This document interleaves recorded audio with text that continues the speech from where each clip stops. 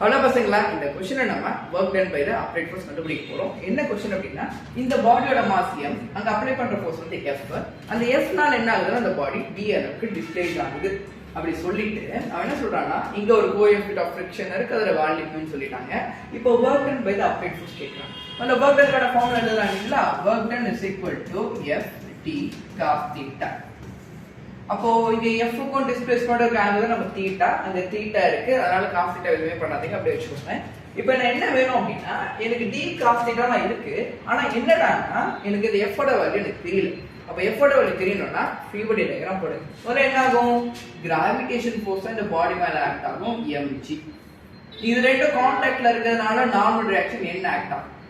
அப்புறம் என்ன ஆகும், F எப்படி இருக்கு பாருங்க, காம்பனண்டா பிரிச்சுக்கலாமா, பிரிச்சுக்கிட்டேன்னா அப்போ இது F cos θ, இது F sin θ. அதே மாதிரி இங்க கோஎஃபிஷியன்ட் ஆஃப் ஃபிரிக்ஷன் இருக்கு, ஃபிரிக்ஷனோட வேலை அப்ளைட் ஃபோர்ஸ் அப்போஸ் பண்றது தான். அப்ளைட் ஃபோர்ஸ் i கேப்ல இருக்கு, நான் ஃபிரிக்ஷன் என்னவா இருக்கும் நமக்கு மைனஸ் i கேப்ல இருக்கு, இதான் ஃபிரிக்ஷன். இப்போ நான் என்ன பண்றேன், அப்வர்ட் ஃபோர்ஸ் டவுன்வர்ட் ஃபோர்ஸ் எல்லாமே நான் ஈக்குவல் பண்றேன், ஹரிசாண்டல் ஃபோர்ஸை நான் ஈக்குவல் பண்றேன். என்ன ஆகுது பார்க்கலாமா. ஃபர்ஸ்ட் அப்வர்ட் ஃபோர்ஸ் பாருங்க, n இருக்கு, n மட்டும் இருக்குமா சார்னா இல்ல, n plus f sin θ is equal to mg ன்னு இருக்கு.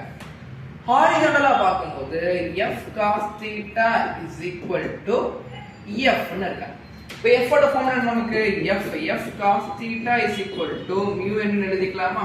அப்போ f cos θ is equal to mu into என்னடா நீங்க எடுத்துப்பாங்க, எப்படி எடுத்துப்பீங்க, mg minus f sin θ.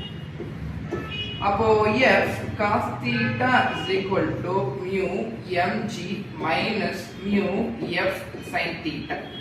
அப்போ இந்த பக்கம் கொண்டு நம்ம f தானே வேணும், அப்போ f is into cos θ plus mu sin θ is equal to mu into mg ன்னு இருக்கும். I need f. அப்போ f ஓட வேல்யூ பார்த்தா mu mg the whole divided by இங்க cos θ plus mu sin θ. அப்போ நமக்கு f தெரிஞ்சு போச்சு, work done எழுதினாலே. அப்போ work done is equal to f d cos θ அப்படினா f ஓட வேல்யூ கொண்டு போய் சப்ஸ்டிட்யூட் பண்ணுங்க. பண்ணேன்னா நமக்கு work done is equal to f is nothing but mu mg d cos θ whole divided by cos θ plus mu sin θ தான் நமக்கு ஆன்சரா வந்திருக்கும்.